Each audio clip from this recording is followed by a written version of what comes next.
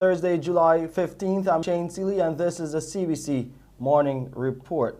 Actually, it is the middle of the week, Wednesday. COVID-19 cases in Barbados continue to climb, with 77 cases recorded in the past 4 days. The Best Dos Santos Public Health Laboratory identified 17 new cases in the latest batch of tests. The Morning Report received some details about the massive contact tracing effort, which continues today to address this situation. And we got that information from the head of the COVID-19 monitoring unit, Ronald Chapman. There are also unconfirmed reports that within those numbers involved in the contact tracing are persons from a financial institution and from 2 schools.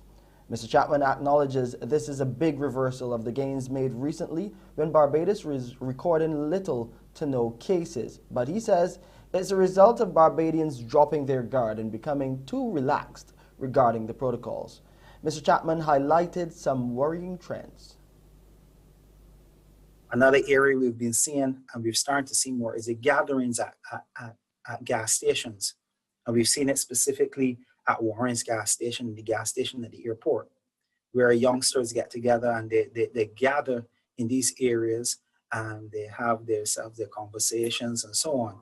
So we have been seeing some relaxations in terms of persons. And I've said it before and I'll say it again. We seem to be victims of our own success. Once we have brought the cases down,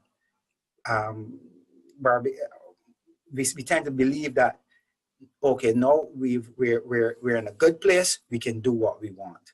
We can have fun. And there's nothing wrong with having fun, but there's a way in which you do it that is safe. And that's all we're saying. Keep it safe, keep it tight.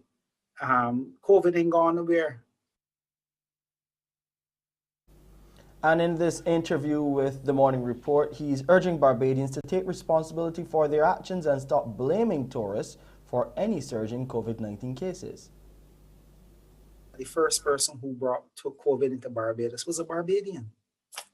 It was an elderly lady. She came in and she spread it to about 5 to 7 persons.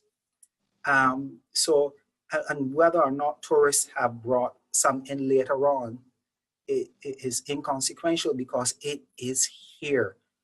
And if we believe that it is somebody else's fault, then there's no impetus for us or no incentive for us to change our behavior. On this Thursday morning, there's also support for a controversial move believed to be somewhat of an incentive to get vaccinated for COVID-19. The owner of Red Door, Dominic Seals, says he's 100% for the introduction of vaccine-only events where patrons would have to be vaccinated to attend. He believes it could work in government's favor as Barbados aims to achieve herd immunity.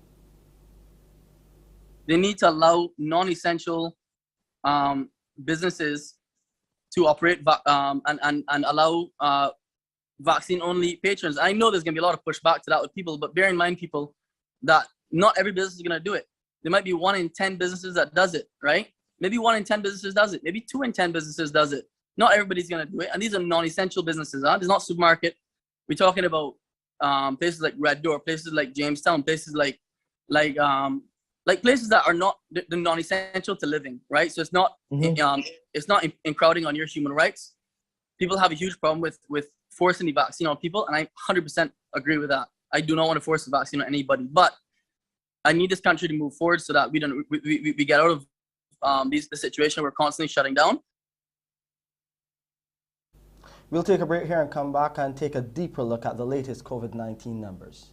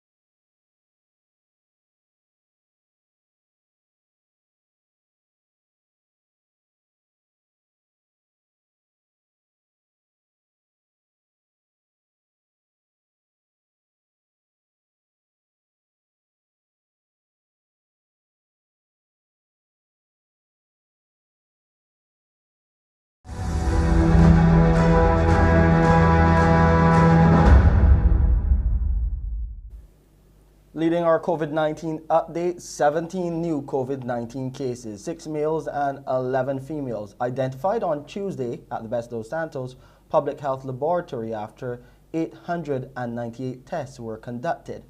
The number of people now in isolation stands at 108. Barbados has recorded 4,213 confirmed cases of COVID-19 since March last year, and the virus has claimed 48 lives. Tests carried out by the Public Health Lab amount to 196,880. Under the National Vaccination Program, 96,658 people have received first doses of the COVID-19 vaccine. There are also 72,778 people, or 26.9% of the population, who are fully vaccinated. Moving further afield, coronavirus infections in the Netherlands skyrocketed by more than 500% over the last week. The surge follows the scrapping of almost all remaining lockdown restrictions and the reopening of nightclubs in June. With more than 50,000 people testing positive for COVID-19, politicians have been holding an emergency debate in Parliament to discuss the government's handling of the pandemic. The Prime Minister, Mark Rutte, apologised this week for ending almost all of the lockdown restrictions, which he described as an error in judgment. Some measures have since been reimposed. Well, lawmakers have called this a huge blunder. Some called it unethical, criminal, the government policy to lift restrictions far too soon. Not only lifting restrictions too soon, but there was one specific policy that really has angered a lot of people, not only lawmakers, but a lot of people here in the Netherlands. It's called Dancing with Johnson, in Dutch dansen met Janssen, basically a government strategy to convince young people to get a vaccination, the Johnson vaccination. They organized events, there was a DJ, there was music, and they promised these young people that they could go clubbing, they could go partying straight after they got their jab, which a lot of them did, and then ended up with a positive test. Thousands of them had COVID-19. They're now in isolation, they're in quarantine. Lots of restaurants and cafes are now closed because most of their staff has been infected or is in isolation now. So this policy really has angered a lot of people. It has also caused to Prime Minister Rutte apologizing for overseeing this. He said during the debate today, an emergency debate with Parliament, he said that he couldn't predict that so many people, so many young people would follow this advice, which also made a lot of lawmakers wondering how they could not have seen this. So at the end, it's not only young people who have become a victim of this policy, but also event organizers, people working in the entertainment industry, who now have seen all their events cancelled once again. So during the debate, lawmakers were urging the government to compensate these people. But on the other hand, there were also lawmakers saying that the government shouldn't panic, that this is the holiday season. Now the country, the Netherlands, because of this spike in infections, could go into code red again, meaning that a lot of countries would not accept Dutch people again. So these lawmakers were urging the government to convince the EU not to put the Netherlands onto code red. They said it's only young people so far. The hospitals haven't seen an increase in patients so far. But the minister said during the debate he could not really predict how this is going to develop. So as one lawmaker said, we were so close to the finish, and only in 2 weeks after a month of lockdown, we have ruined everything. Over in South Korea now, the toughest anti-COVID curbs are taking effect in Seoul in an attempt to quell its worst ever outbreak. The new wave of infections have so far brought fewer serious cases and deaths than earlier rounds, with many older and more vulnerable South Koreans now vaccinated against the virus. Nightclubs and places of worship have been closed, and gatherings of more than 3 people will now be banned. More than 1,600 people tested positive for COVID-19 in the past day. Rob McBride has more from Seoul.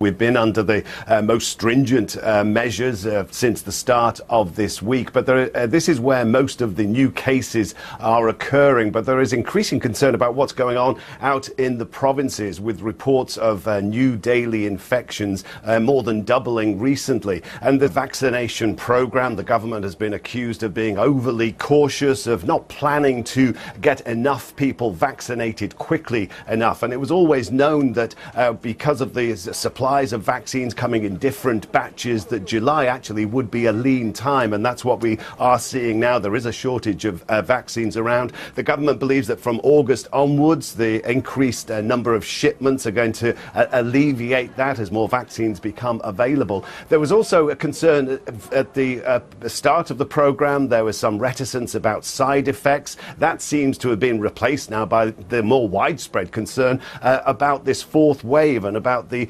Delta variant. So we are seeing an increase in demand. And just as an example of that, this week the vaccines are being rolled out to the latest target group. It's the 55 to 59-year-olds. As soon as the website became active and people could apply to get their jab, there's several million people who can apply. Around about 800,000 of them at one stage were all online trying to register for their first injection.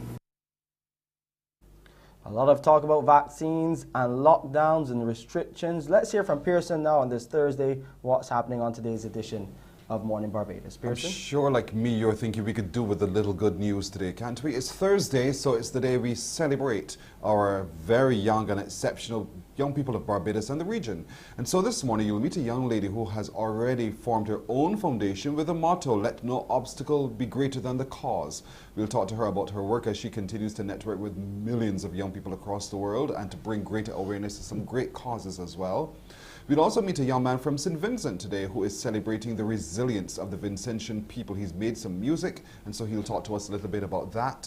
And a young girl at 15 years old who already has a black belt in taekwondo. Now she's turned her attention to wrestling, beach wrestling, and women's wrestling. Those are just a few of the many we have to share with you this morning right here on Morning Barbados. It's back to you, Shane.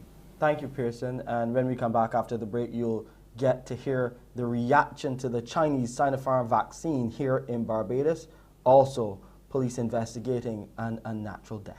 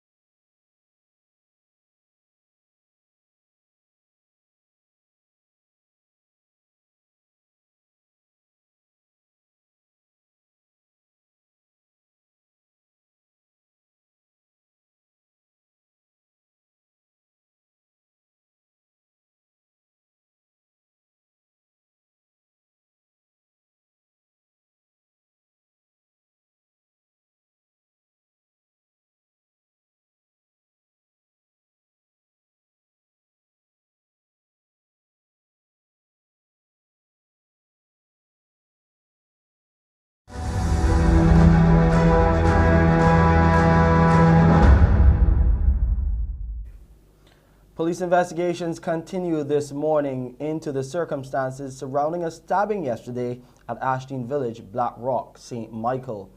Kedar Holloway reportedly lost his life after being involved in an altercation with another man. Police Public Relations Officer, the Acting Inspector Rodney Innes, told the media they received a report about the incident around noon. The mother of the deceased, Carolyn Holloway, remembered her son. Kira will give you anything. Kira will give you his last. I can tell you that for sure. He used to paint.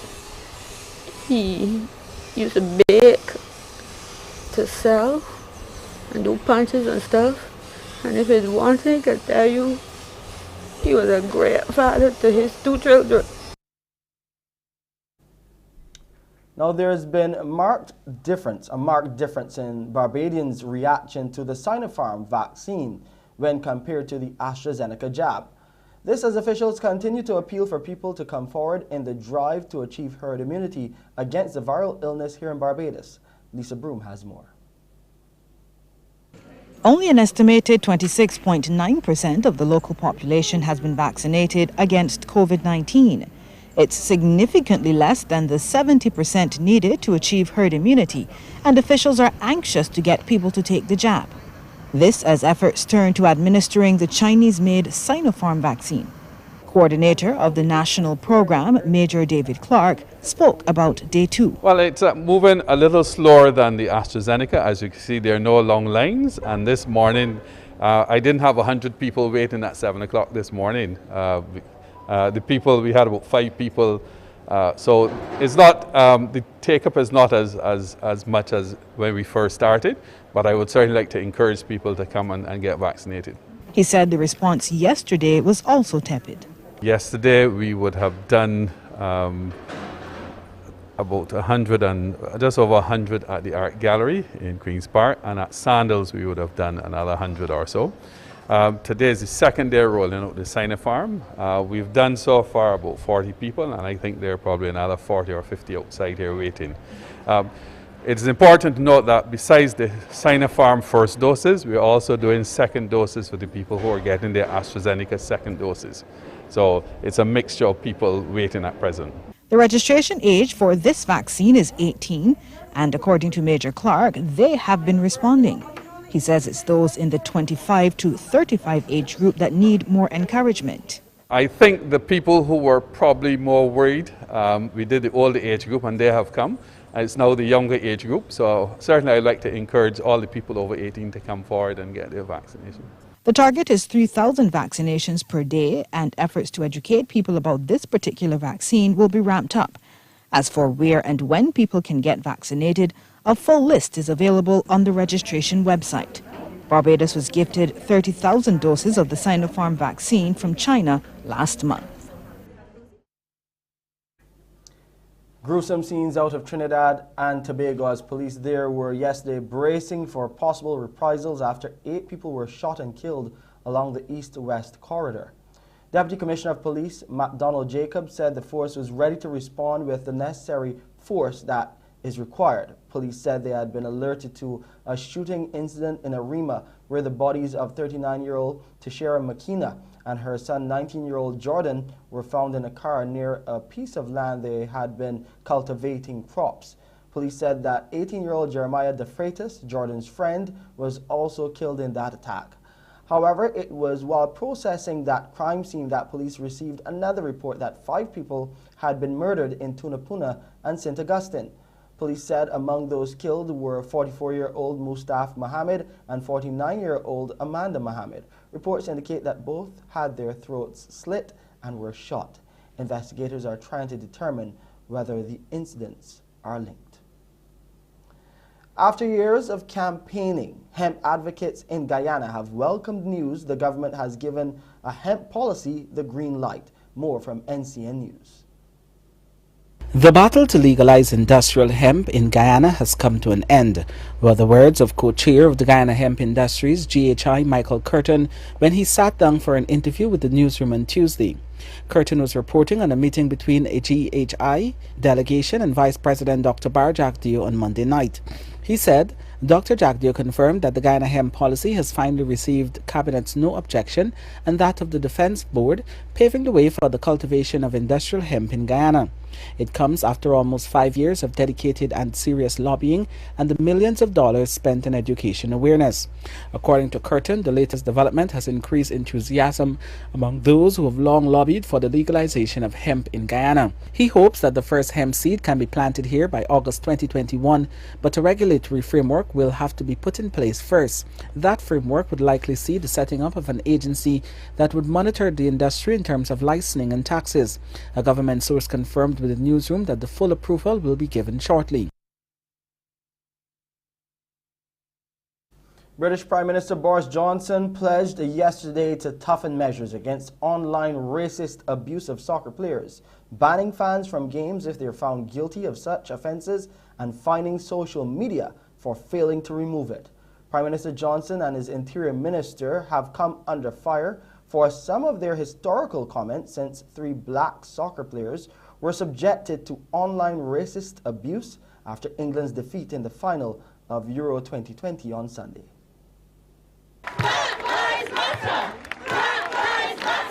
A statement of solidarity. Protesters at a mural of England footballer Marcus Rashford in Manchester, which was defaced after Sunday's Euros final. Rashford's well known for his successful campaign for more free school meals during the pandemic. He and 2 other young black players received online racial abuse after failing to score penalties against Italy. That was at the heart of Wednesday's Prime Minister's questions, the Labour opposition accusing the government of using anti-racism as a political football. The government has been trying to stoke a culture war, and they've realised they're on the wrong side. And now they hope that nobody's noticed. Why else would a Conservative MP boast that he's not watching his own team? Why else would another Conservative MP say that Marcus Rashford spends too much time playing politics when he's actually trying to feed children that the government won't? Boris Johnson said he utterly condemned the abuse and would amend football banning orders. They're normally used to bar individuals who take part in, for example, racist chanting or hooliganism from attending matches. Now they'll cover online racism, while Johnson's put the tech giants on notice. I made it absolutely clear to them that we will legislate to address this problem, Mr. Speaker, in the online harms bill, and unless they get hate and racism off their platforms, they will face fines amounting to 10% of their global revenues. Johnson refused to say whether he was wrong not to condemn supporters who booed the England team before the tournament for taking the knee, an anti-discrimination gesture. Previously, he'd defended the fans' right to do so, and his Home Secretary went further at the start of the Euros, criticising the team taking the knee. I just don't support, people participating in, that type of gesture politics to a certain extent. So when Patel tweeted her disgust at the racist abuse after the final, England player Tyrone Mings was furious, writing, "You don't get to stoke the fire at the beginning of the tournament by labelling our anti-racism message as gesture politics and then pretend to be disgusted when the very thing we're campaigning against happens." Now some Conservative politicians say the government's getting its messaging wrong and needs to reflect on how that impacts real-life racism. Now this man, Raheem Sterling, is another England player who's been on the receiving end of racism, not just online, but at times from popular newspapers as well. He was included in the team of the tournament, a selection of the best performers at the Euros.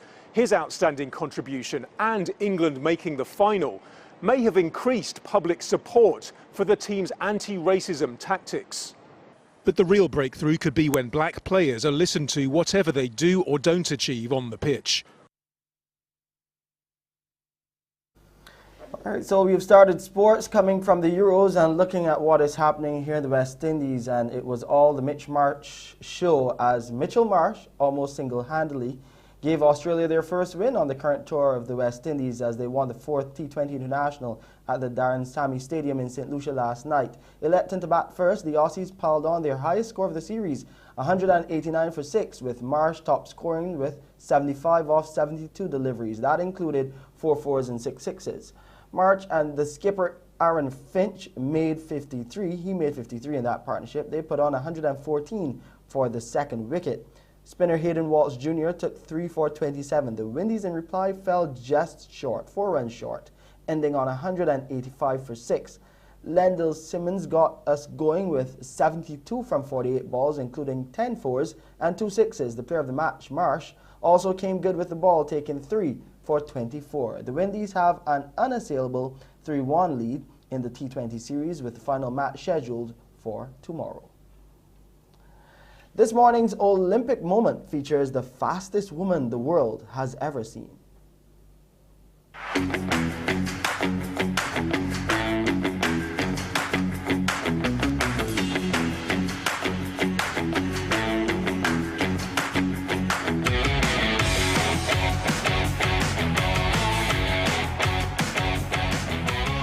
Florence Griffith Joyner of the United States won 3 gold medals at the 1988 Seoul Summer Olympics, revolutionizing women's sprinting with her searing speed and flamboyant fashion sense.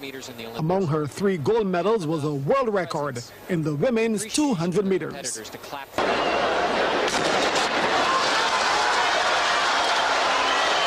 it's a good start. Florence Griffith Joyner already closing the stagger on Grace Jackson. That is her first goal. And here she comes. She'll pick it up as she turns down the straight. She's going after another record. Gwen Torrance is running fairly well outside, but this race belongs to Florence Griffith Joyner. 21:33.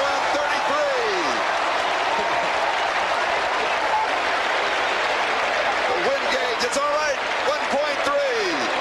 Because of the significant lowering of her sprint times and her increased musculature in 1988, Griffith Joyner was subjected to rumors and accusations about the possible use of performance-enhancing drugs and human growth hormones, accusations that she denied right up to her death in 1998.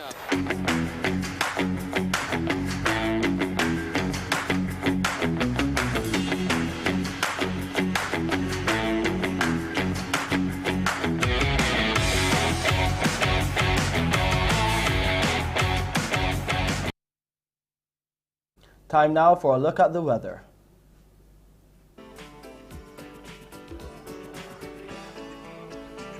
This is how things are shaping up on this Thursday morning. The temperature 26.7 degrees Celsius right now. It's feeling like that too as the relative humidity stands at 85%. It's partly cloudy on the outside. The barometric pressure 10-14 millibars, and those winds are coming out of the east at 27 kilometers per hour. We'll get a high tide in the afternoon around 1:26. The low tide will come our way at 3 minutes to 8 tonight. Those seas are smooth to moderate in open water. Swells are around the 2-meter mark right now, but expect them to increase. Today it will be sunny with cloudy periods with a few occasional brief scattered light showers. And tonight we'll get a mix of clear skies here in Barbados and clouds with a few brief scattered light showers. This is the picture over the Lesser Antilles today and tonight. It will be clear to partly cloudy there with a few brief light isolated showers. And a pretty picture in London today as they get up to 27 degrees Celsius under mostly sunny skies. 15 will be the low. Frankfurt, they're getting some thunderstorms though, but getting into the 20s too. 26 the high there, 14 the low. In Miami, it's a good day. 29 is what they're reaching on the high side of things. 27 will be the minimum temperature, but it's cloudy in New York. You're getting some showers and thunderstorms in Boston, all around that 28 and 27 degrees Celsius mark on the high side. And in Montreal, it's up to 28 as well with some showers. And in Toronto, it's cloudy and they're getting up to 24 degrees Celsius today. And that's it for the Thursday edition of the Morning Report. I'm Shane Seeley. Morning Barbados starts now. Wake up, wake up, wake up, wake up. Barbados, get up. Good morning. Good morning, Barbados. Good morning. Good morning to you. Good morning. Morning, morning, morning. Good morning to you. Good morning. Morning, Barbados. Good morning. Good morning to you. Good morning. Morning, Barbados.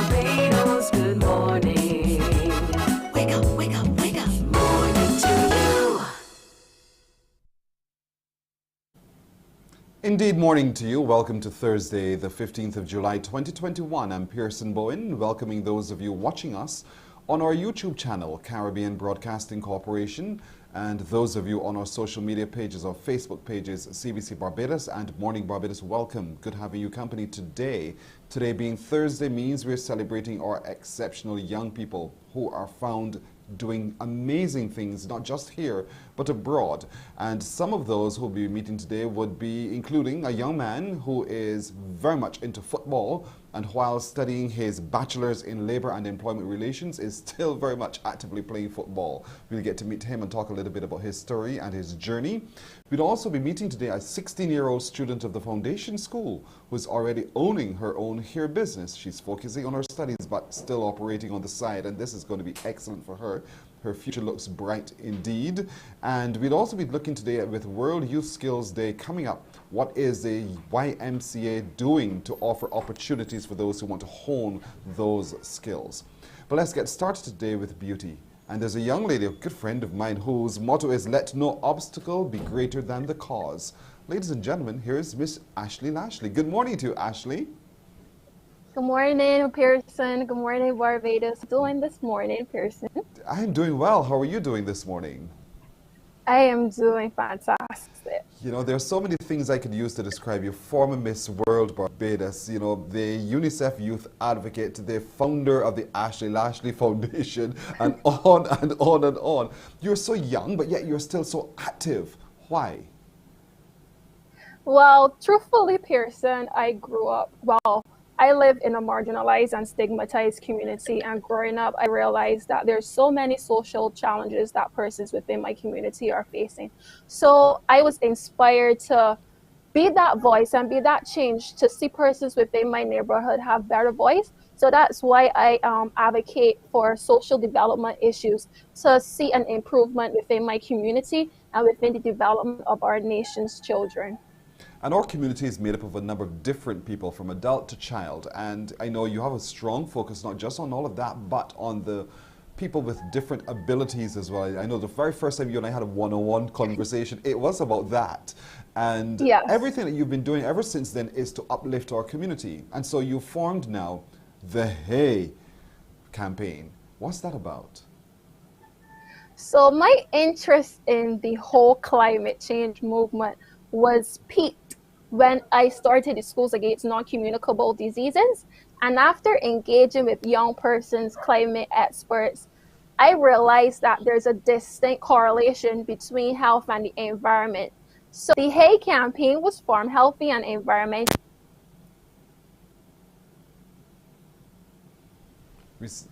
We seem to have lost your audio just a little while, Ashley. I know our technical director will talk to you about how we can rectify that, because I really want to hear more about the Hey campaign, the Healthy and Environmentally Friendly Youth campaign, which falls under the aegis of the Ashley Lashley Foundation with the motto, "Let no obstacle be greater than the cause."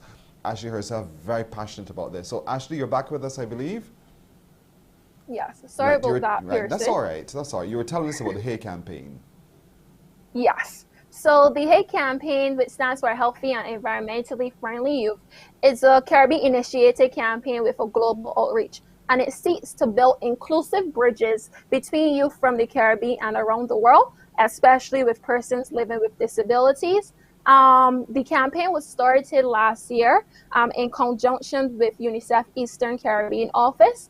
And to date, we have 40 active young climate change activists from 21 countries all across the world. For example, we have ambassadors in Afghanistan, Bhutan, Nepal, Bangladesh, Dominica, Mexico, Ecuador, and so many more countries. It is really inspiring to see that youth from across the world, especially in a COVID-19 pandemic, can all come together to continue advocating for a positive change as it relates to the global climate crisis that all of us are facing globally. And as young persons, after interacting with so many young persons from across the world, the global climate crisis is really scary to us as young persons, because even recently we witnessed in the Caribbean and in Barbados the increase in hurricanes. We're experiencing droughts, floods, and sea levels that are rising, that are threatening our people and coastal zones. So the Sustainable Development Goal number 13 on climate action speaks to young persons really engaging in this global climate movement. And that is what HAY stands for, and that's what we in HAY basically do. We as young persons are continuing to advocate for change within our countries and to implement more proactive measures and activities to see a change. Because as they say, Pearson, we are the future. So Yes. we are taking a stand to really see a difference in our environment. You know, you could have done what some other young people would do and say, you know what, that's not for me, that's for the big people to try to fix. But you're saying, no, let us as young people come together, pool our collective thinking and see if we could come up with solutions as well and to motivate other young people to make that change. And so there have been a number of steps along the way that you've been doing as the Ashley Lashley Foundation to make this a reality. Walk us through some of what you've done already as we look forward to what else you're going to be doing. Okay, Pearson. So the coordination of this global movement can be pretty intense at times because you're dealing with different young persons from all across the world, and everyone has their own ideas and their own way to tackle climate. But that's what really makes the involvement of HAY so special, because as young persons we come together and discuss different activities that we can implement within our different countries. So at the beginning of the HAY campaign, we recruited ambassadors from across the world. And then from that, we open youth networking opportunities. Because although we have ambassadors from different spheres of the world, it's important for young persons to also engage with other young persons. So we establish youth networking opportunities for our HAY ambassadors to discuss issues related to climate change in the context of our countries. So far they have connected with youth from Sierra Leone and in Bolivia. And then our partners are so involved in this global movement that the University of the West Indies and St. George's University students together came on board outside of the HAY campaign and partnered with us to create a global climate, a declaration entitled "The Climate is Changing, Why Aren't We?" And within HAY, after starting the Ashley Lashley Foundation, I have been embarking on global youth network summits. And last year, our summit was focused on climate change. Was focused on climate change and health, and it was in collaboration with our partner UNICEF and the Children's Environmental Rights. And this summit brought experts from around the world together to discuss with us as young persons the health impacts and to seek solutions to this multi-dimensional problem. But this year, one of my favorite activities that we have implemented with HAY is our global HAY Parliament. Yes. And the reason why it is one of my favorite activities is because, you know, although we're implementing activities with active countries, in order to really see a change, you have to see the change from a policy aspect within different countries. So what we're doing, the Parliament is set up like a parliament, but the only difference is that it engages young persons, and we try to find creative solutions and make recommendations to the climate situation in our respective countries. So we have different topics within the HAY Parliament, all correlated to the environment. So for instance, our first parliamentary session was last month, and it was on climate change and health. And the Pan American Health Organization actually came on board with us and engaged our ambassadors in a training session to further equip them with more information on the global or how climate change affects persons' health. And that partnership was really important for us because we as young persons, we don't have all the answers. Yes. So it's really important to engage with persons, with experts to further equip us with more information regarding the climate situation. So from May until December, Pearson, every month we're discussing issues and creating solutions and finding recommendations to the global climate crisis. So this month we're actually having the parliamentary session on climate change and the environment. And the United Nations Environmental Program, they came on board with us to assist with the coordination of our training session. And what is really special too about the Hague Parliament is that we're not only discussing the solutions, but those experts from those different non-governmental organizations and institutions, they're also going to be involved in the conversation with us at the parliamentary sessions to let us know if can work within a governmental setting or institutional setting. So that is real. That the parliament is one of my favorite activities, and not because as well. There's COP26 coming up, and before COP26, all the sessions that are coming up, we're also going to provide our governments within the Hague Parliament and different partners with a pre-recommendations report from the solutions that were brought forth to the Parliament. But next month is really important too, Pearson, that as youth, we engage non-sector actors into this whole climate change conversation, because they're really important component to the advocacy. And next month, the Global Youth Network Summit will actually be in its fourth year, and that topic in which we will be discussing will be centered on sports for climate action. So in your head, you're probably saying, how are you linking sports to climate change? How are you linking sports to climate change? But last year, well, within our Hague campaign, we have 2 ambassadors, and they really inspired us to take this next step, because one is a Special Olympics athlete. Her name is Lucy Mayer, and she has cerebral palsy, and she's really coming together to advocate for more change within her environment. And she joined forces with Barbadian Olympic swimmer Alex Sobers. Yes. And both of them came up with a joint call to advocate, to encourage more sporting athletes to be involved in the conversation as it surrounds climate change, because we know that their fans really look up to them, and they're really that community is really an inspiration to different persons. So they came up with this joint call together to involve more of the sporting organizations and persons to really make a change within their field. Right. So this year our summit will be focused on sports for climate action, and we really want to rally the whole entire sporting community around the world to really be involved in this global climate fight.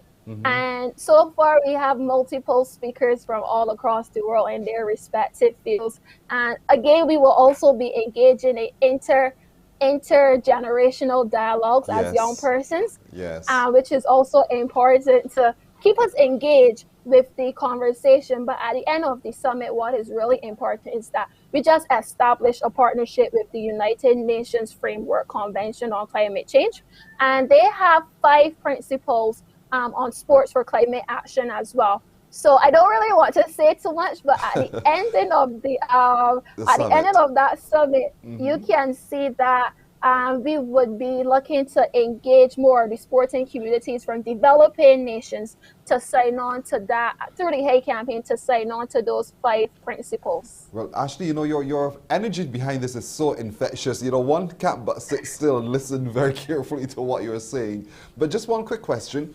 What's the composition of males to females in the Hague Parliament? Well, this year, within the Hague campaign, we selected 21 ambassadors to be involved in the Hague Parliament. So, if I'm correct, within the Hague campaign, we have 10 males and 11 females. That's not bad. Yes. That's a good balance. Fair enough. I could forgive you for that one. That's great. There's so much more. You're always advocating for gender equality. I do. And so, you know, actually there's so much more we can talk about and so much more we will talk about in the coming months as well. I want to commend you this morning for your energy and your passion and your foundation's work, really, as you continue to engage other young people like yourself around the world to bring greater attention to the things that are of interest also to young people. And I'm so happy about that and the chance that we had a chance to meet you, to celebrate you and to celebrate the great work you're doing. And so this morning, you too are for us one of our exceptional young people. We can only wish you the absolute best as you go forward and stay engaged with us as we stay engaged with you, all right?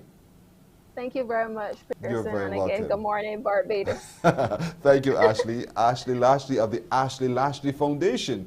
Great work they're doing. Isn't it so inspiring what our young people are actively doing that is positive?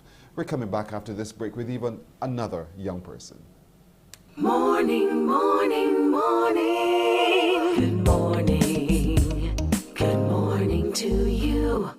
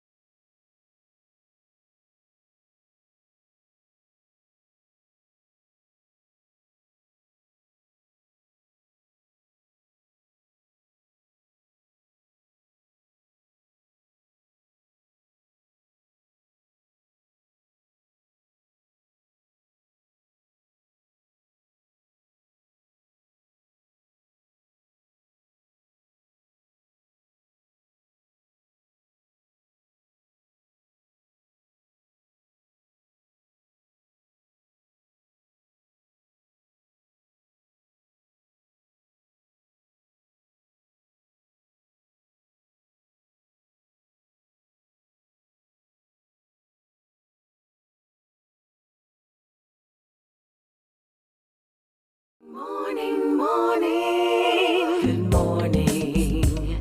Good morning to you. We're approaching 12 minutes to go to the hour of 7 o'clock. If you've been to the Allen School or if you are still with the Allen School, you're going to know this next young man. Nicholai Fagan is his name. Good morning to you, Nicholai. Good morning, Mr. Pearson Boy. Oh, thank you so much for joining us this morning on Morning Barbados, Nicholai. Footballer you are, and a man who's also studying his bachelor's in labor and employment relations. What a combination you're doing there. But what got you involved in football in the first place? From the early in Champions League, World Cup, mostly any types of football with my mum on ESPN from a young age in primary school. Really, from all the way back there, Nicholai? Yes, please. My goodness. I used to watch. Mm-hmm. I mean, like any season, any football, I would know the players. That's by watching it with my mom. She was a big fan. Well, still is a big fan. So I can imagine the conversations that you would have with your mother while football matches are on. So talk to me a little bit about that exchange between mommy and you when you guys are discussing football. What's it like? Well, as we progress, I'm older now. She knows some players. She knows Ronaldo, the Messi, but she would have been in times with Batistuta, who played for Argentina, Fabian Barthez, which was a Manchester United player. She would know Raul from Real Madrid, which was like practically her team or Barcelona. Mm-hmm. But So she doesn't know the newer boys now, right? She doesn't know the other she knows ones. she knows the newer boys, but she could pinpoint the older boys. Mm-hmm. So your passion for football came as a consequence of spending time with mommy watching football. And so you decided, at some point, I'm not just going to play football, mommy. I want to be a part of the Barbados Soccer Academy. And naturally, she said yes. Yes, that is true. So how was that experience at the Barbados Soccer Academy? It was a great experience because playing football opens very, very much gateways to like the world and to society. Like going to secondary school, I may have only known guys in my neighborhood and guys probably that I know from primary school. But going to the academy, I met players from all over Barbados, probably from basically all the secondary schools that I had to come in contention with. Not contention, but I had to communicate with, to play in games and stuff. So anybody who remembers you as a little boy growing up, would they say, "Boy, yeah, man, Nicholai was really good at football"? Would they say that? Well, I can say that I'm an average player. I would not be the Lionel Messi type. Okay, fair enough. You're being honest with yourself. I like that. Yeah, be honest. So what player are you? Are you a defender? What are you? Well, I can say that I have played defense basically my whole life, but I have also played like any position the coach would give me, it would be okay, no problem. Mm-hmm. How would you describe? How would you describe the discipline of football? It it leads to a lot of discipline. Well, pertaining to, you have to be able to be coachable. You have to be, in a sense that, how I must say that sometimes you may think the coach is wrong, but he's actually right. Sometimes coaches see stuff that you will not see on the field because you're desperately focusing on what's going on around you, but there are things that he can see where you're not looking at, or not where you're focusing on. Also, I learned that as I started to coach, because I also coach at the Island School. Well, I'm the assistant coach. So I coach boys from the under 14, the under 16, the under 19 programs. As given back to my secondary school. Yes, that's great. You know, when I used to play knock around with the ball, play or pretend to be playing football, everybody just wanted to have the ball to score a goal. But that's not what football is simply about, is it? No, it's not simply about that. It's team effort. Because one person cannot take a team to a final. You still need 10 more players. As you can see in the Copa America, Messi is an outstanding player, but he still needs other players around him to get the job done. If football was a one-player sport, I don't know how football would be. You need everybody, because you can't get one person to defend, one person to goalkeep, one person to strike. You can't do all of those at the same time. Yeah, multiple roles, and it's like an organization. And that's so there's a leader. Yes. There's a leader. There's who plans, who organizes, who controls. Which that would be the manager. That would be the captain.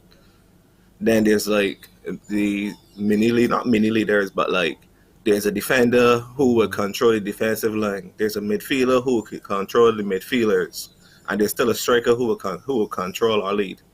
And that's the whole point about the team sport. You know, there's a whole host of other soft skills that one learns when one engages in a team sport, about how to get along with the other, how to resolve conflict, how to work things through, that collectively we all achieve what we're seeking to achieve. And that's what you've been able to and still continue to do, even though at the Island School as an assistant coach. How would you describe your team now from the Island School, one that you're coaching? How would you describe their abilities?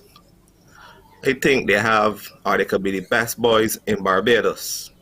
Really? I have players from the national setup from probably all divisions. Even the girls team, they have national players as well. Wow. I think you can. Geneva Miller, a past through the Island School, she came through the girls football at the Island also.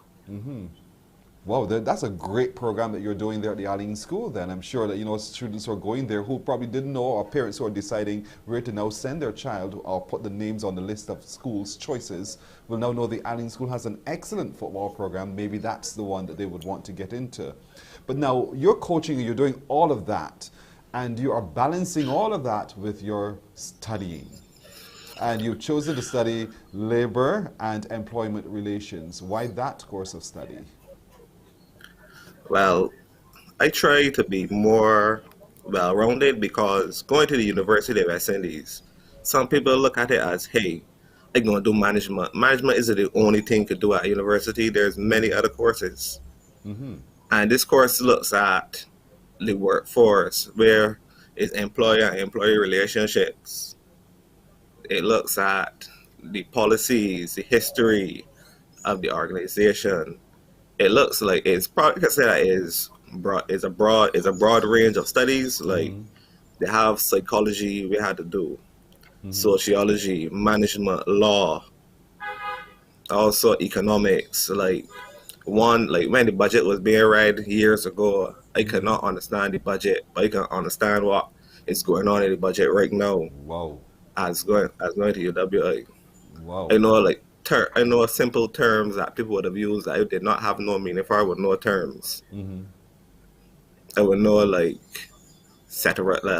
terms like the alteram, which is law.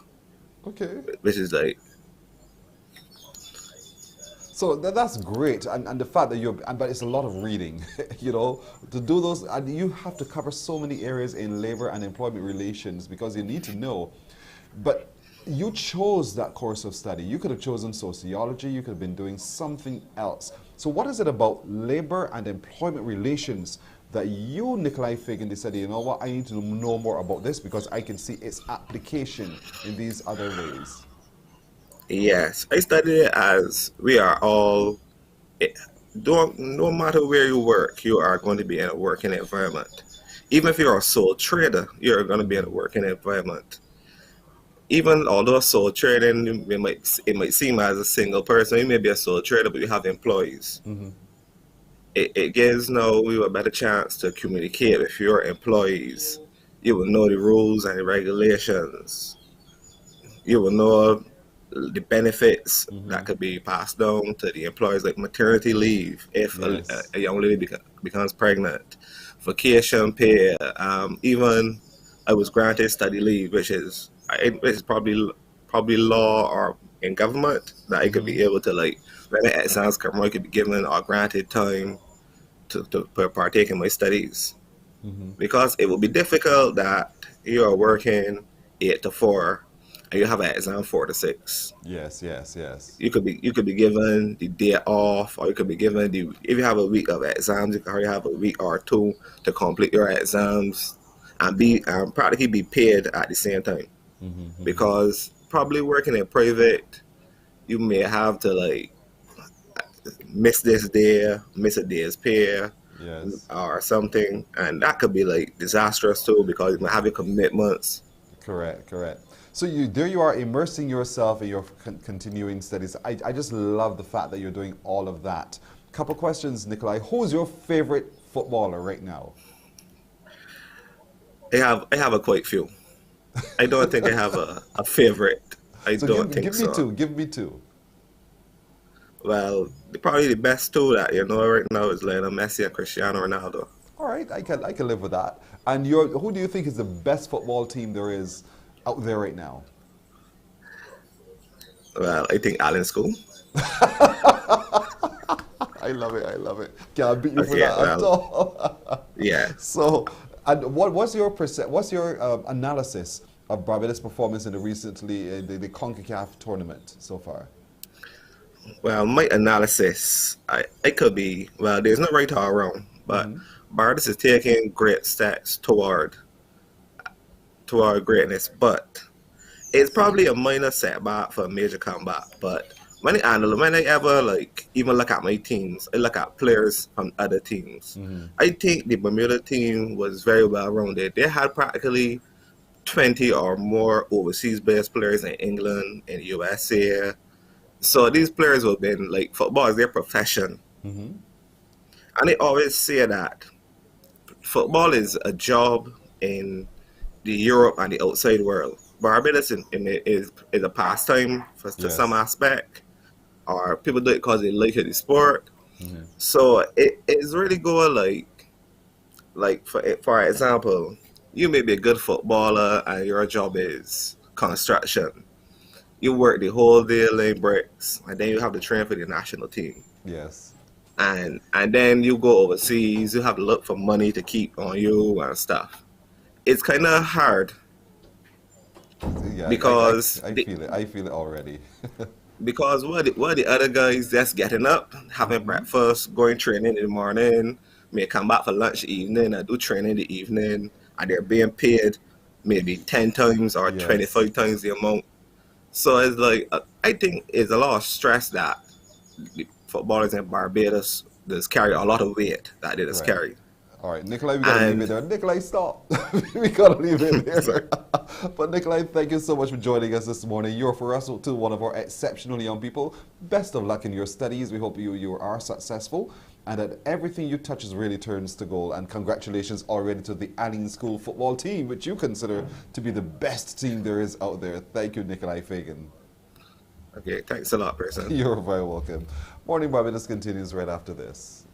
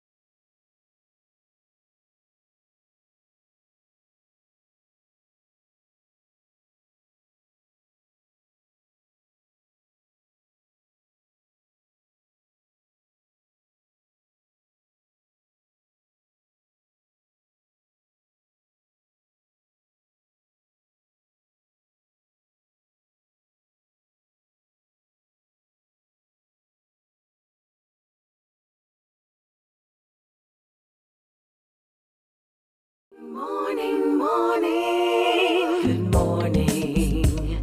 Good morning to you. All right, time for that update on the news, and for that, we turn to Shane Seeley. Shane. Thank you, Pearson. This morning, we hear that elections for a new head of the National Union of Public Workers have been postponed after an injunction brought by suspended embattled President Akani McDowell was granted in court. The hearing went off yesterday in the High Court.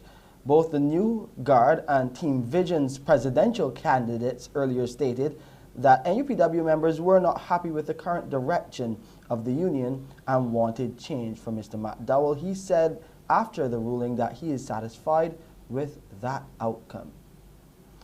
77 new COVID-19 cases in 4 days and counting as health officials are responding, trying to trace all of those primary contacts who have contracted the virus. The massive contact tracing effort has resulted in 108 people now in isolation.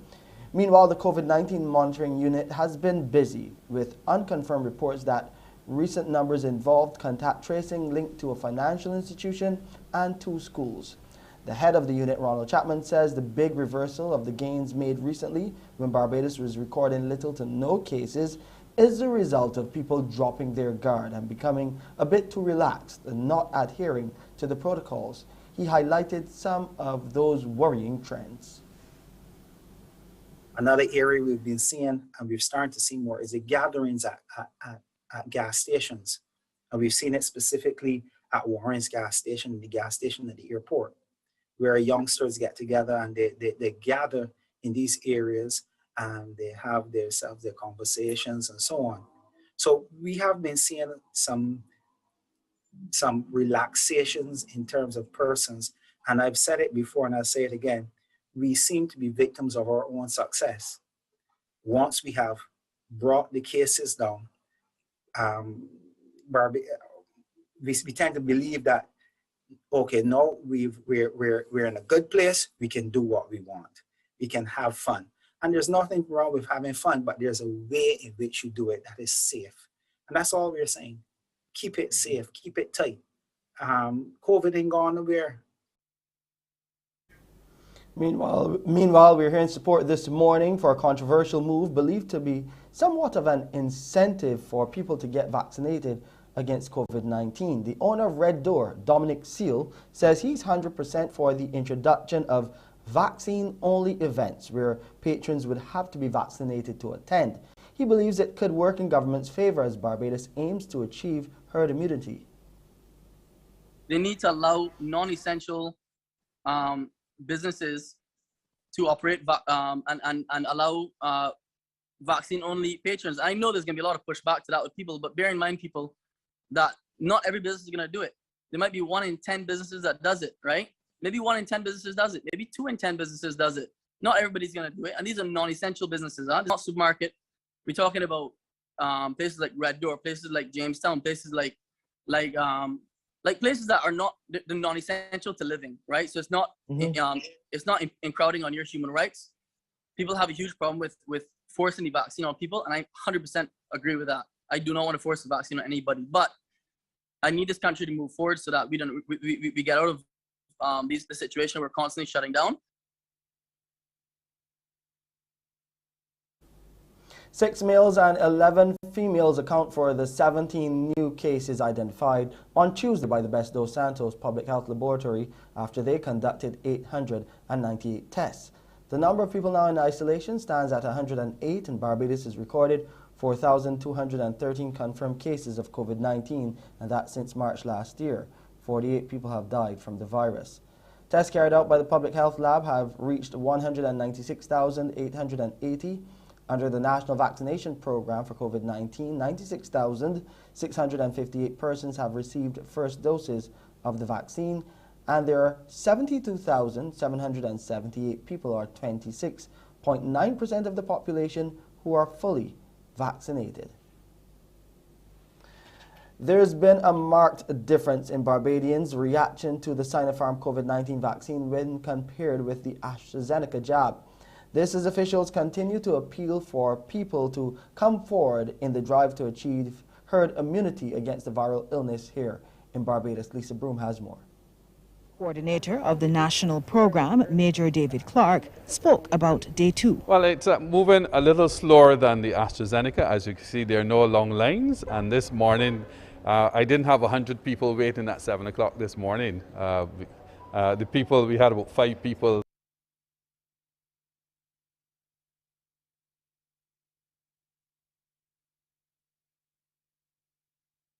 And that's it for this edition of your 7 a.m. Headline News. I'm Shane Seeley. Back over to you, Pearson. Shane, thank you. It is 7 minutes after 7 o'clock right here on Morning Barbados, as we'll take a break, and then we're back with our Crumbs question of the day. Morning, morning, morning. Good morning. Good morning to you.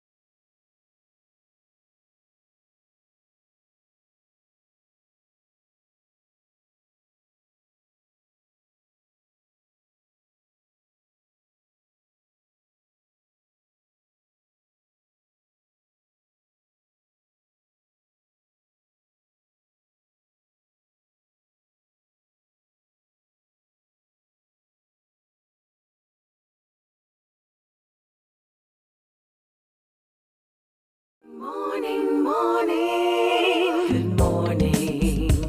Good morning to you. It's 8.5 minutes after 7 o'clock. Time for today's Crumbs question of the day. Time for you to win by calling me on 228-5562 or 228-5563 to correctly answer today's Crumbs question of the day. It's going to be a 2-part question. 2 parts to the question, so I need 2 different types of answers. Here we go. The question today is, name how many Jamaican bread delicacies Crumbs carries and name them. How many Jamaican bread delicacies does Crumbs carry and name them? How many? Name them. How many Jamaican bread delicacies does Crumbs carry? And then you name them for me. 228-5562 or 228-5563. This morning you're winning with Crumbs, and you will find from enjoying your Crumbs that it is absolutely tasty, down to the very last crumb. You'll practically lick your fingers once you enjoy your Crumbs delicacy delight. So 228-5562 or 228-5563. How many Jamaican bread delicacies does Crumbs carry and name them? How many? And I like the names of those. So 228-5562, 228-5563. It's tough now, I know. But I'm sure you're very creative. You'll find a way to find those answers. So how many Jamaican bread delicacies does Crumbs carry? And name them. 228, the only numbers to call, 228-5562 or 228-5563. You get a chance to win. Remember, Crumbs has a location very near to you. It's now reaching everywhere across the island. There's just a recent one opened up in Silver Sands for those of you in the southeast of the country. So that's one place for you to go enjoy your Crumbs bakery. It's literally within a walking distance from your home. So how many Jamaican bread delicacies does Crumbs carry and name them? 228-5562 or 228-5563. Is anybody calling? Because I don't seem to hear anybody in my ear telling me anything's there. So if you're not sure, I could understand. I know it's a bit of a toughie, because oftentimes you go to the bread store and you pick up what you want. You don't necessarily care about its nationality, so to speak. But you know, how many Jamaican bread delicacies does Crumbs carry and name them? Good morning to you. Hello. Good morning. Good morning. I'm calling from Christchurch. Don't get shy with me. Good morning. Good morning. Yes, sir. Good morning. How are you doing? Where are you watching us from? I'm calling from Christchurch. Okay. So what's your answer, sir? How many? There are 4. And name them? Bouquet. Spice buns. Spice buns. Hardor Braid, and Zaranda. Oh.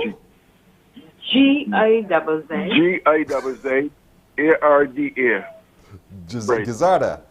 Listen, why did she make you call and she didn't call herself? Answer the question. She has the answers, but you were on the phone. You were calling. I called her, yes. So who did the research? She did? She's the one who went online and looked for it?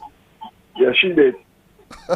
What a tag team this morning. I love it from Christchurch. What part of Christchurch are you watching from? Calendars, right? Calendars.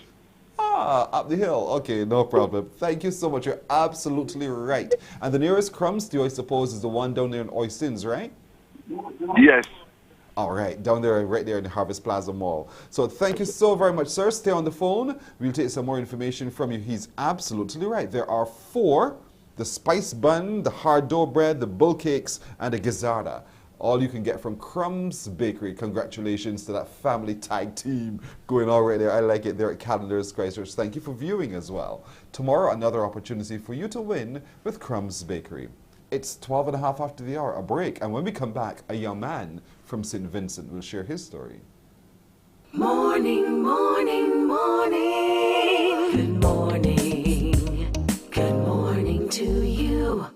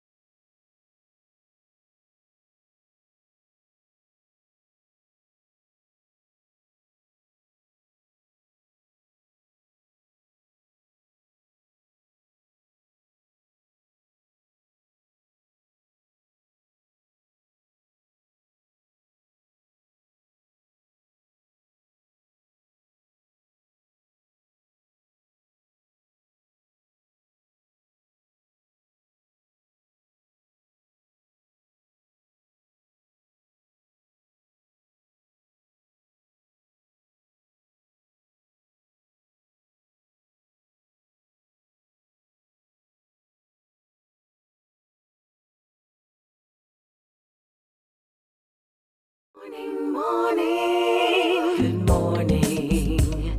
Good morning to you. We are showcasing exceptional young people. We find them wherever they are, and wherever they are, we are proud to celebrate who they are as well. We go now across to St. Vincent and the Grenadines, because this next young man is one who is really good at what he's doing. He's done something really inspirational for the people of St. Vincent and the Grenadines. His name is Tyreek Thomas. His stage name is Diffusion. Tyreek, good morning to you. Good morning, person. How are you? I am well. Thank you for asking. How are you doing? I'm great. I'm great. Thank you all for the opportunity to be here. Oh, that's all right. You are some of everything. You are a musician, you're a producer, you are a songwriter, you are a singer, you are a winner. You're just really good. So talk to me a little bit about your interest in music. You're only 19. So where did this interest begin for you? So I started music when I was 13.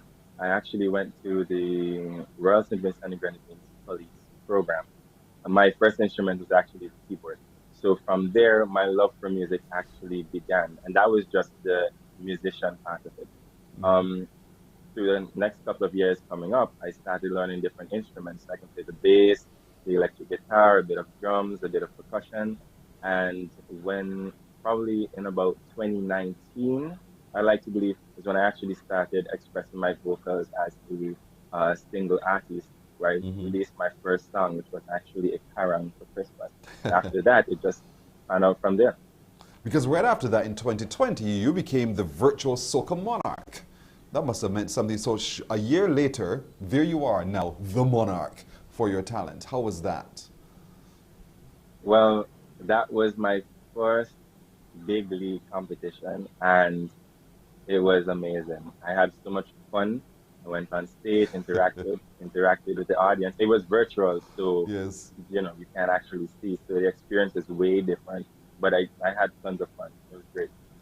How is it though balancing, because you're still quite young, 19 years old, you still had no doubt to do your CXCs and to go to school and do everything else. So balancing this passion for music along with the interest in school, how was that for you?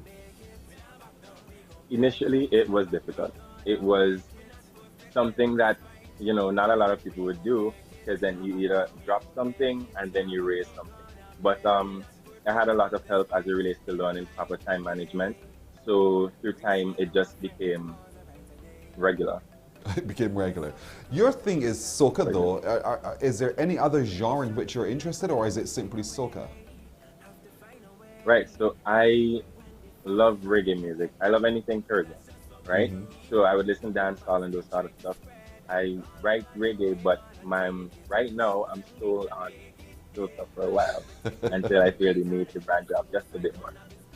Yeah, I know what you mean. I feel the soca thing too. Because you've just written and released a song, you know, called Make It. Talk to us about the background to that song. Right, so Make It is basically an ode to Vincentian resilience, right? Because as you know, for the past year or so, we've been through a lot over here. Volcanic eruptions, Elsa came and Elsa had her own plans for us. It was just a roller coaster, right? But the great thing is that Vincentian people, we didn't give up. We knew that at the end of the day, we will make it, and we're still fighting for it right now. And the good thing is that it's not only great for me to say it, but I think it's great that everyone can tell each other that we can motivate, right? We can always make it in the end. And it's relatable to St. Vincent because of the recent events, but it's relatable to everyone in general because we have our own personal journeys. Some days are better than others. So I think it's just that song. It's the song that you would listen to and you'd be like, okay, it's my down day, but we're gonna push through and we're gonna get there. Yeah, but it's called Make It. You could have been so caught up in being this social activist, getting out there and moving product to people in need, but you instead took to the pen and paper and you wrote. Is writing something that you do a lot of? Music, yes. I love writing music. I just look outside. If I get inspiration, I jot it down. And some of the inspiration also came from being outside as well, as you mentioned. It was a blend of both, but yeah, I do write a lot.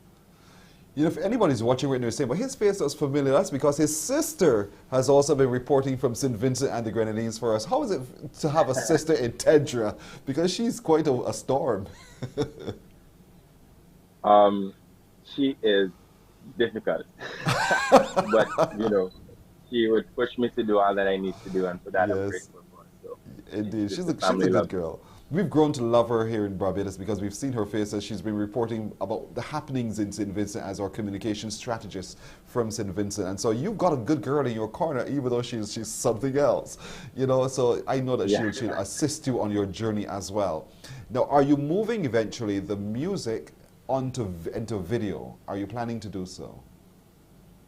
Yes, we are actually. We do have that in the works to just transitioning everything into a music video.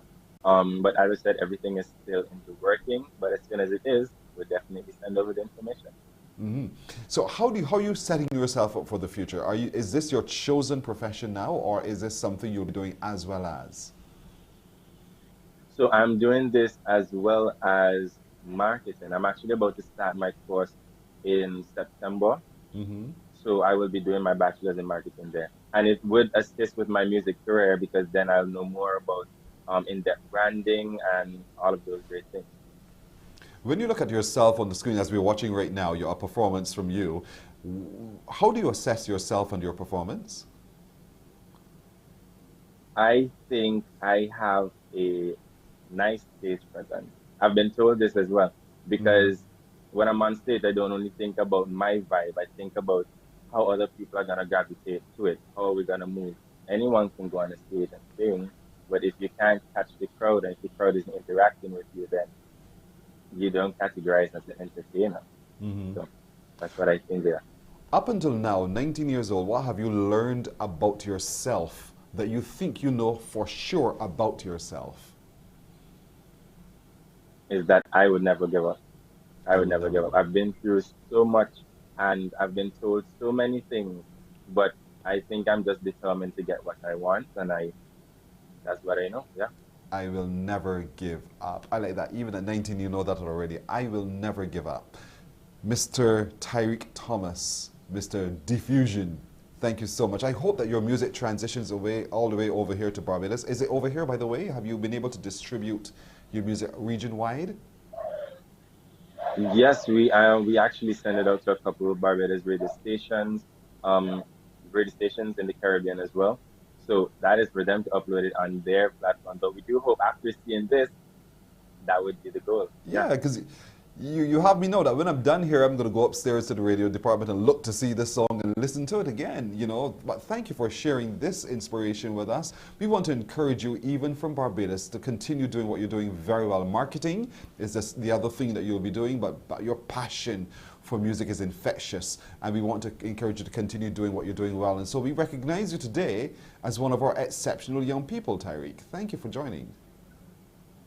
Thank you so much again, Preston. Thank you for the opportunity. I appreciate it. Enjoy And the you're rest of your day. and by the way, say hi to your sister for us, all right? I will. I will. Thank you. Definitely. Tyreek Thomas, his sister is Tedra Kirby. You would have seen her here many times on Morning Barbados, but he's a young musician from St. Vincent and the Grenadines with a brand new song called Make It. It's an ode to the resilience of Vincentians, and of course he reminds you it is also applicable to any situation for anyone, anywhere, at any time. As we go to break, taking a little bit more of Make It by Diffusion. Racing on my friend, tomorrow's a brighter day. Less obstacles, no negativity. Many struggles in life, but we have to find a way. Have to find a way. Hey, when we fall down, we get right up. That's just what we do. Even the rumors they try to spread all over you, we're gonna take it. Show them we can make it. Yeah, I am protected by the right hand. Yes, the most I don't have his plan. We gon' make it. We not back down. We gon' make it. We not back down. We gonna make it. We not perfect.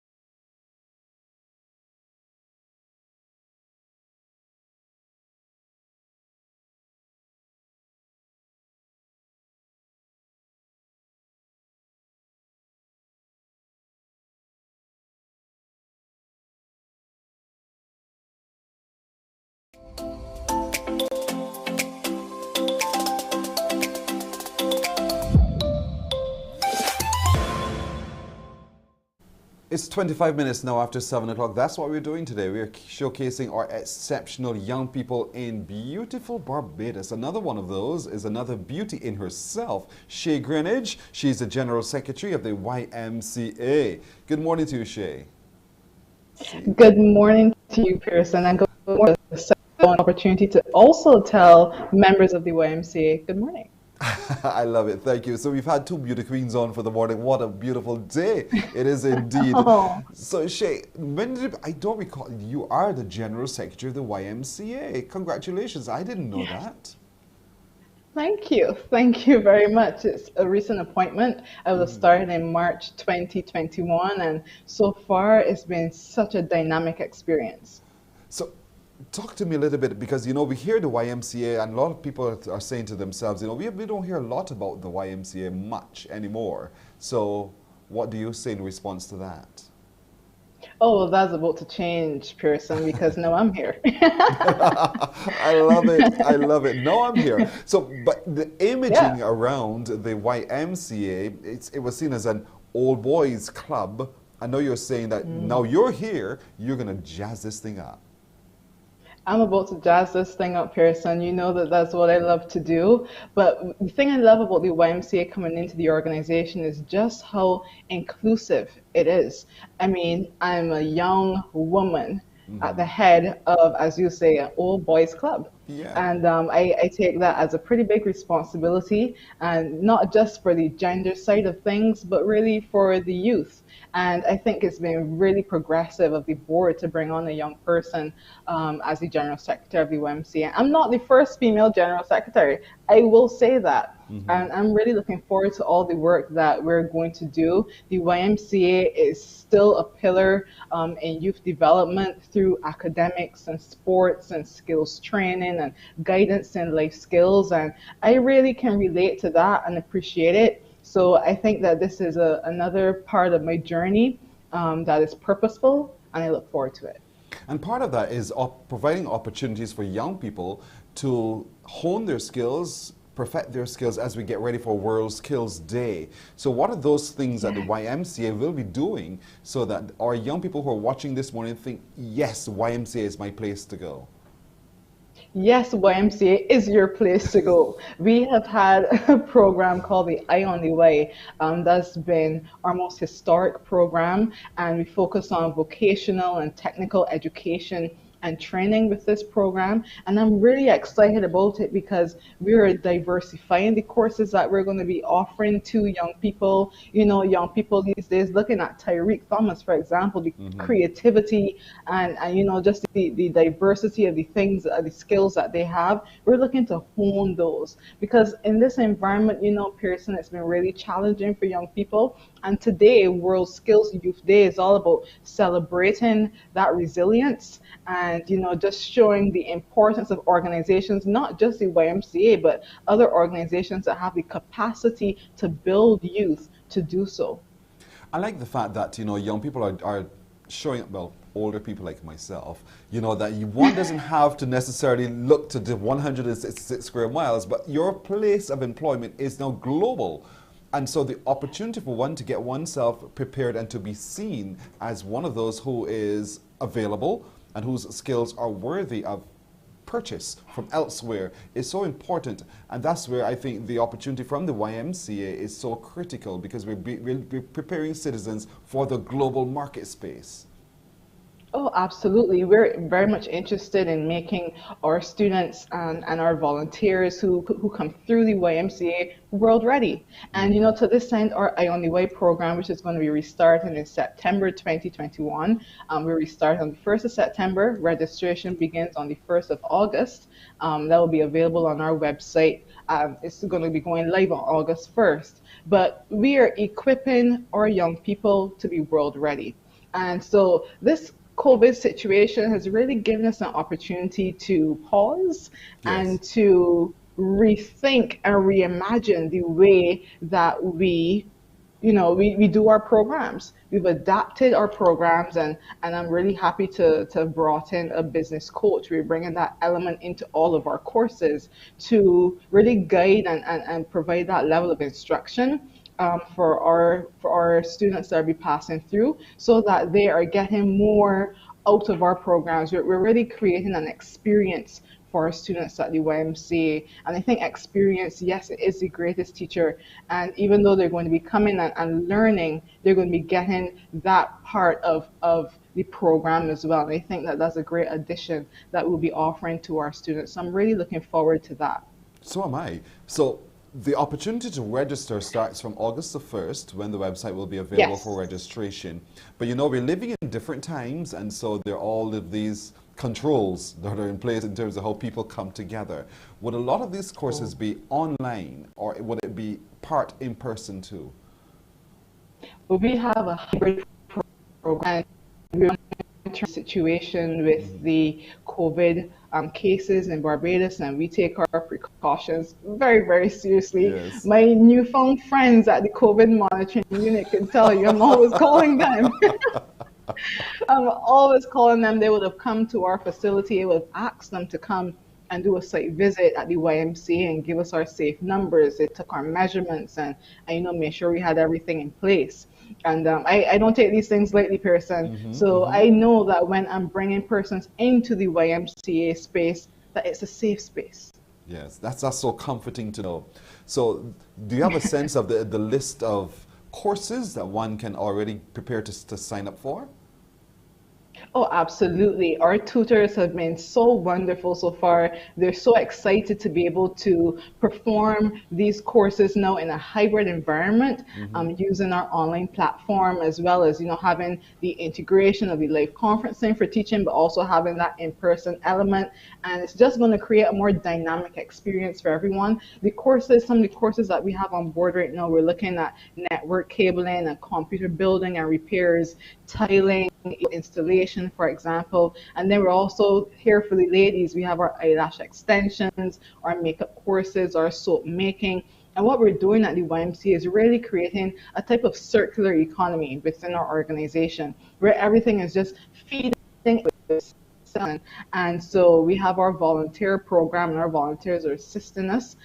Shout out to my UE volunteers this morning and the Ministry of Education's Give Back program. Yes. It's really been going very, very well. And so we're happy about the progress that we're making. And I think my board is happy too. So, yes, that's good to know. We're just taking things in stride, Pearson, and really bringing the YMCA back on the map. So do follow us on our social media pages, YMCA Barbados on Instagram and Facebook. We're getting ready for you guys. This is great. I just love the whole new look to your social media. I love the fact that you're doing new things in what you're doing there at the YMCA. And this gets exciting because there is a rebirth, and we can feel the energy from that rebirth as well. We're excited about its growth and expansion.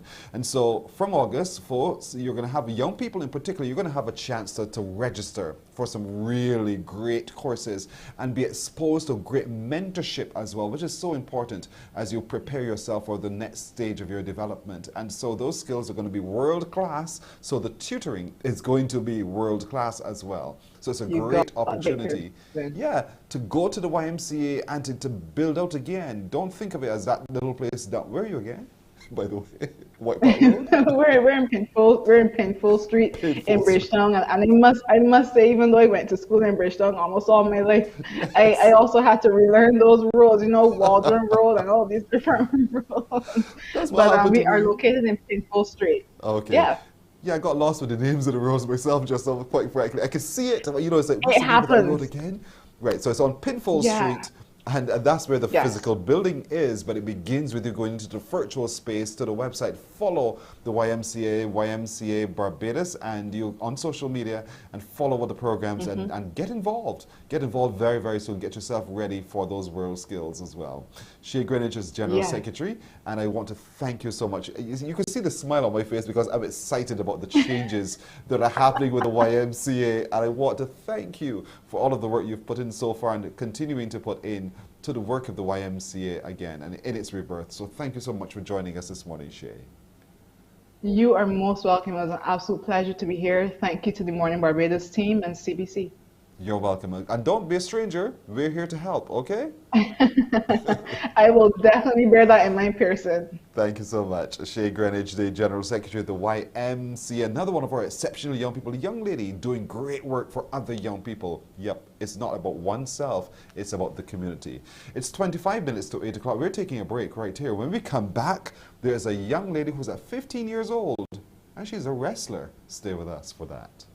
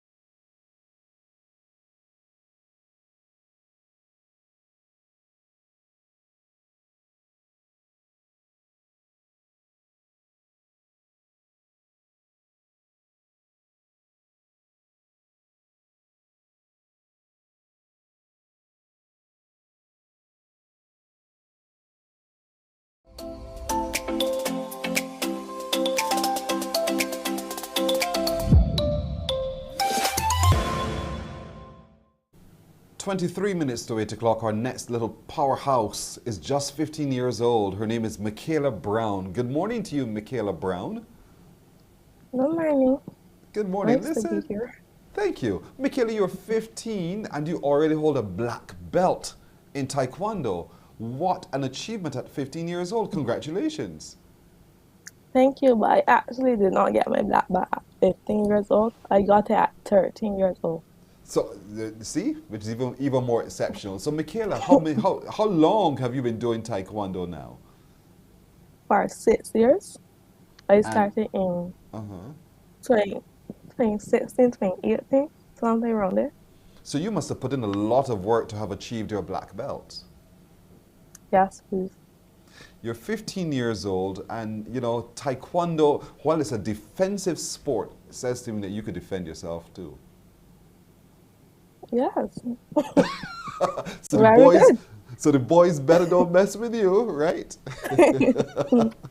So Michaela, here it is. Now you're also, I'm seeing here, you know, you are also a certified coach, junior coach from the PTA and UWU. What is that in as a junior coach? You have to put in enough work to coach little children and adults and children my age. So it's very hard to mix with them because you want to talk to them and also you have to be a coach as well. So it's very hard to talk to them like casual. So what school are you with, by the way? The Ellerslie School. The Ellerslie School. And then you decided, you know what? I taking up wrestling. What got you involved in women's wrestling? I started in 2018 at BRG Games. So then our head coach said, let us start a wrestling team. And you volunteered? Yes, please. But you know, when you think of wrestling, it's like some high falls and some drop kicks and those kinds of things. Is that so? Yes, high falls, you do take down people, but they don't kick anybody. Oh, okay, that's comforting to know. But didn't it daunt you? Didn't it scare you to think, you know, I could be hurt, I could be bruised to get involved in wrestling? No? No. So you did that, and what did your parents say when you said to them, "I taking up wrestling"? What did they tell you? Oh, it was very shocked at first, but you have the support. They were very happy for me, and so they wanted me to go far. All right, so you're doing women's wrestling. You're also doing beach wrestling. Is there a difference between the two? Yes, please. What's the difference? There are different rules, different scorings, and there are different point difference. So show me some of the differences. Though. When you're doing beach wrestling, what are the rules that apply to beach wrestling that do not apply to women's wrestling? You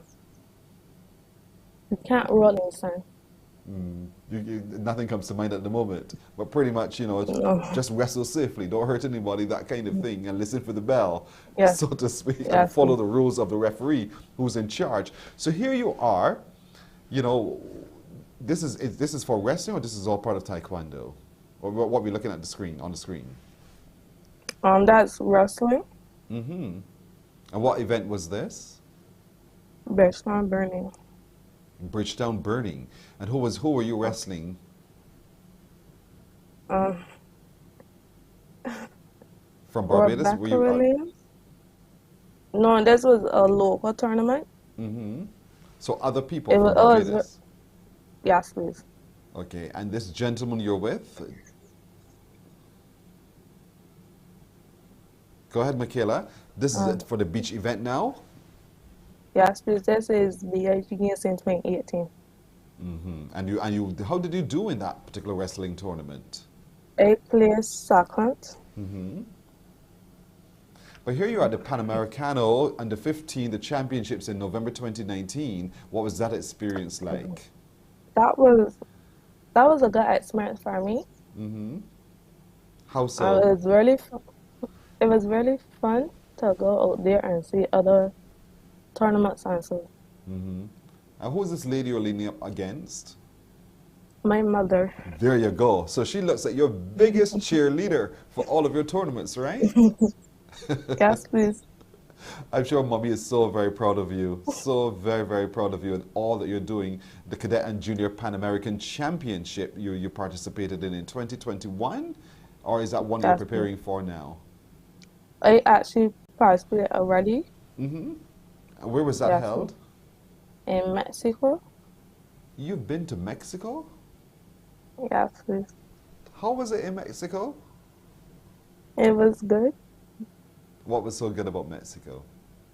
That I get to see other countries that I never traveled before. Girl, you got there before me. I haven't been to Mexico yet. That's the truth. Well done. So how does it feel to be in Mexico or any of these foreign places representing Barbados? How do you feel when that happens? It feels good because we get to see other countries, like I said, and to go there, to put myself out there. To represent this little island of ours? Yes, please. What's training like as a wrestler? How often do you train and what do you have to do when you train? I train 6 days out of the week. 1 day outdoor. The other 5 days I train inside the gym. So 1 day outdoor, this outdoor will be at the beach or is it just anywhere? At the gymnasium. At the gymnasium, and then otherwise it's in a gym. Right, fine. You do all of that, and you then practice different techniques in wrestling, right? Yes, please. So if you had to teach me wrestling right now, what's the first thing you think you'll want me to know? How to fall wrestling safely. is a tough word. Yeah, but that's what I would say. Wrestling is a tough word. What's that? Say it again. I would say first, wrestling is a very tough sport to be in. Okay. So what's the safest way, if you and I are tackling in wrestling, what's the safest way for me to fall so I don't break an arm, break a leg or whatever? How do I do that? A batsman. About what? You see there? I haven't a clue about what's going on there. But how do you want to continue? Go ahead. Like a fall. I have certain falls to go by. Like a fierce fall, side fall. There are so many. There are several different. I know there are different types that one has to practice, so one remains safe. Do you see yourself staying with wrestling for quite a while longer? Yes, please. Good. How are you balancing your schoolwork with your interest in sport? It's very easy. It's easy for me. It's very easy for me. It is as easy as those exam results here. I am sure your mother says that to you too. We hope some good results so we can talk. So fair enough. I want to commend you, Michaela Brown, for doing all that you're doing. I could tell right away that you're excited about your chosen sport of wrestling and taekwondo. And I'm sure your colleagues at school, whether it be their teachers or the other students as well, are watching. So let Michaela on TV, Michaela. And you're doing your school and you're doing yourself on this island very, very proud as well. Michaela, thank you. And you are for us one of our exceptional young people, all right? Thank you for joining. Thank you for having me here. You're very welcome. Michaela Brown, at 15 years old, she is a champion already in wrestling, women's wrestling. She's also very good at beach wrestling and excellent at taekwondo. She has her black belt, which she attained at the age of 13. We're going to take a break right here. When we come back, that 16-year-old who already owns her hair business.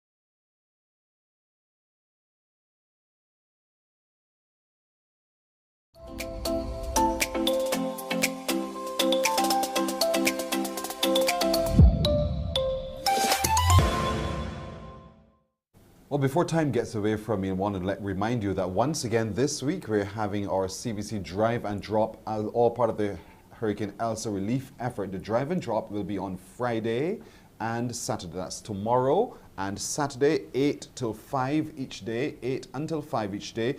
And we're looking for you, if you can, to donate for fellow Barbadians some really good items like toiletries, cleaning supplies, household supplies, books, toys, stationery, and non-perishable food items. Just to list a few.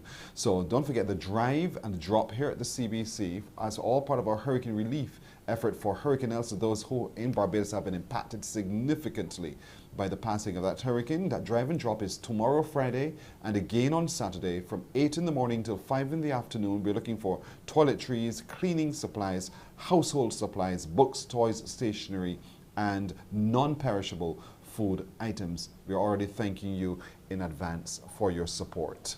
All right, 12 to the hour now. Let's meet another young person. Her name is Tia Maria Licorish. What a ring to the name already. Tia Maria, good morning to you. Good morning.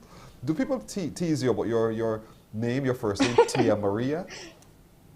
No, not my first name. It's a nice little ring to it, Tia Maria.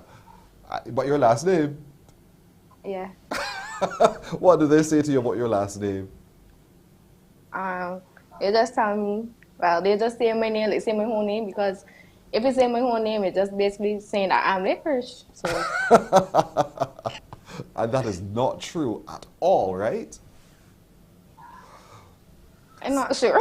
Okay, fair enough. So Tia, you're 16 years old, you're a student of the foundation school, and you've decided you're going to form your own business. Tell us what's the name of your business and what the business is about. Name of my business is T Did It. It's a hair business that I decided to start late last year. Mm-hmm. Well, I wasn't really going to start a business, but I was just doing hair for fun and different things like that. But my friends encouraged me to start the business because they were like, oh, you are doing like so well and stuff. So I think you should start to do a business and get some money and stuff. So that's how I started my business.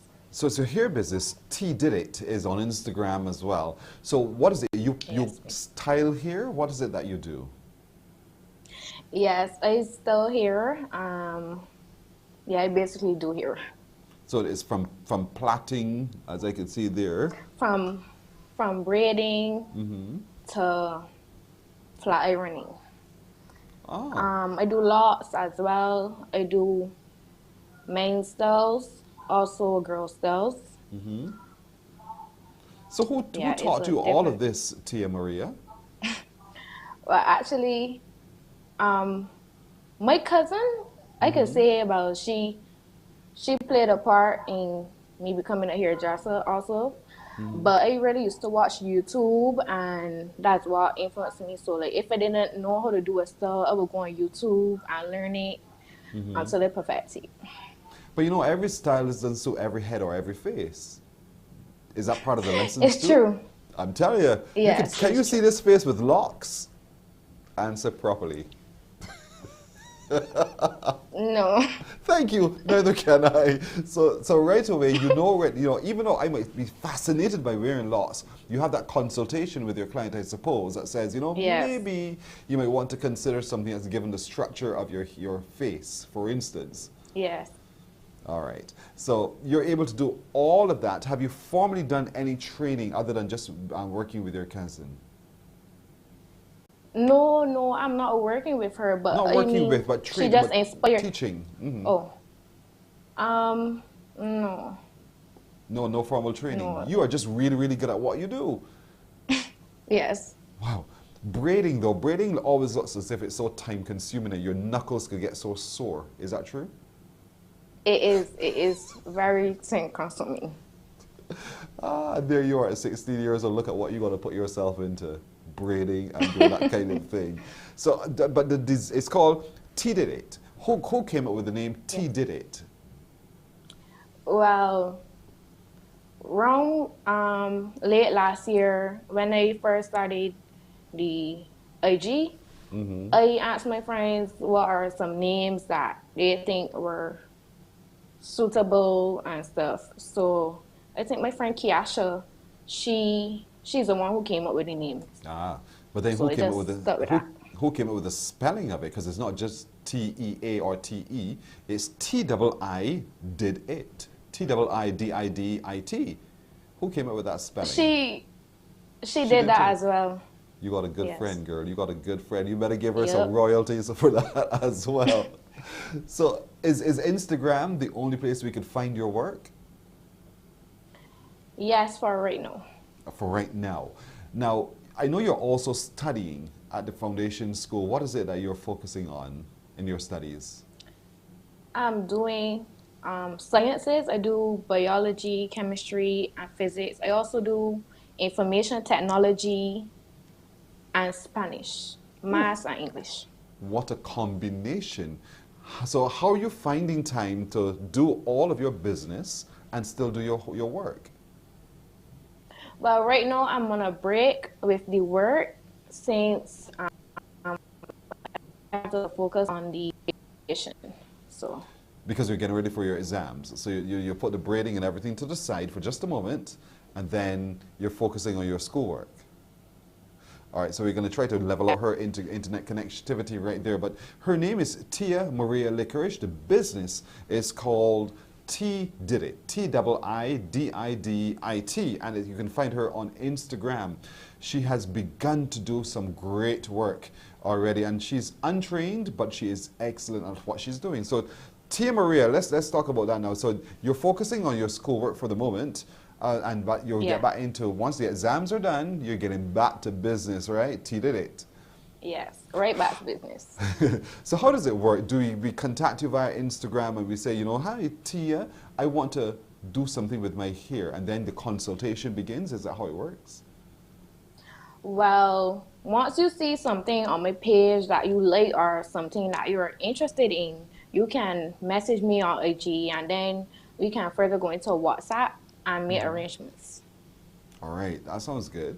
So WhatsApp, so what number can they WhatsApp you in case? Because I have a feeling already by people watching, they're thinking, I'm not doing this myself, I will get Tia Maria to do it for me. So they are probably going to be contacting you very shortly. How can they do so? The number is 289-3216. 289-3216. Yes, please. 16. So 289-3216. She's already a businesswoman. And in terms of understanding the business, though, and what you need to do to make this a successful business, who's helping you with that? Well, I guess I'm getting a lot of support from my friends. So, like, they're encouraging me and different tips and stuff. They will come and tell me about it. So I will know, like, different things, how to expand my business and how to maintain the business. So. Okay, so who's doing the bookkeeping, you or mommy? Well, I could say my friend Michaela, so. You got some good friends, I'm telling you. You have some I really hope you're just equally good to your friends as well, and they're so interested in helping you through. But that's important. That's also a lesson to learn in business. Sometimes you just have to have a few good people around you who will help you to succeed and be very successful at what it is that you're doing. And I'm glad that you're grasping that lesson very, very early. So T Did It is available on Instagram, or you can give you a call on 289-3216. Do you see yourself eventually moving to the stage where it becomes your primary source of revenue and income? Well, I'm not sure because I also want to do something else. So with the sciences? It's like, yes, with the sciences. What do you want to become? So it's like, hopefully, I would like to become a RN, a registered nurse, and maybe go into being a doctor. But if that doesn't work out, well, I still have this, so. There you go. There's always a plan B. Smart thinker, Tia Maria. So what does mommy say when you spend so much time, would have spent so much time braiding and doing all of those things, and she, as far as she's concerned, you should be in your books. What did she say to you? Happened. I know it happened. Well, she always tell me, well, you can't spend time doing hair and all that stuff. You gotta learn to get in the butts. And I'm like, I'm in the butts, but I can't be in the bus 24/7.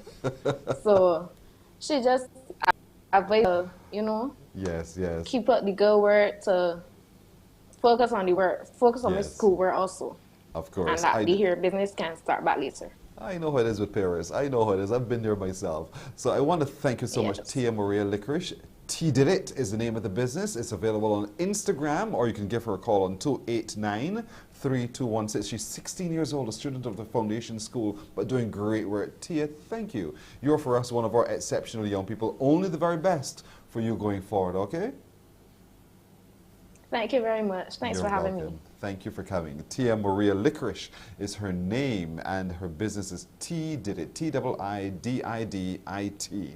Before we go, just want to remind you that the Coca-Cola Stand Home Party continues as we are back under curfew. So those stand home parties will resume on Saturday, from Saturday this evening, live on TV8 and also live on our Facebook channels and YouTube. Your DJs this week are Chasey and Sheldon Papp, Versi Wild and Level Vibes, and it's hosted as usual by DJ Ras. So get into the Coca-Cola Zoom room afterwards as well. Also, the preliminary number 2 for the Soca Monarch, that is on Friday evening at 9 o'clock. So just be a part of it and get ready to text your winner of that into us as well. That's it for today. Thank you so much for joining us. To all of our young people, thank you for being encouraging.